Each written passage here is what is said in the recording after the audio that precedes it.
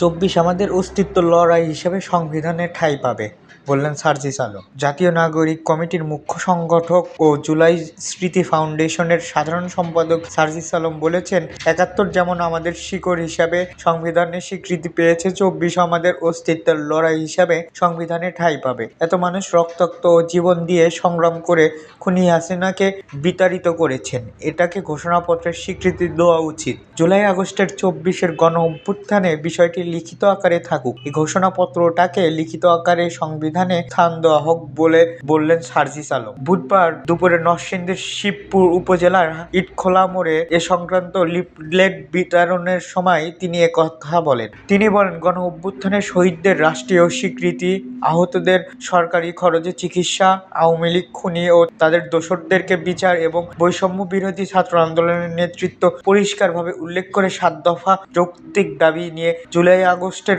ঘোষণাপত্রের দ্রুত বাস্তবায়নের আশা করছেন বলে মনে করেন। পরের দিন নরসিংদীর শিবপুর সদর সহ বিভিন্ন স্থানে লিফলেট বিতরণ সহ কার্যক্রম পরিচালনা করে বৈষম্য বিরোধী ছাত্র আন্দোলন জাতীয় নাগরিক কমিটি। এ সময় সার্জিস আলমের সঙ্গে ছিলেন জাতীয় নাগরিক কমিটির যুগ্ম আহ্বায়ক সারোয়ার তুষার সহ নরসিংদী ও শিবপুরের শত শত সমন্বয়ক ছাত্র জনতা। এতক্ষণ আমাদের সাথে থাকার জন্য ধন্যবাদ। পরবর্তী আপডেট পেতে আমাদের চ্যানেলটি সাবস্ক্রাইব করে পাশে থাকা বেল আইকনটি বাজিয়ে রাখুন।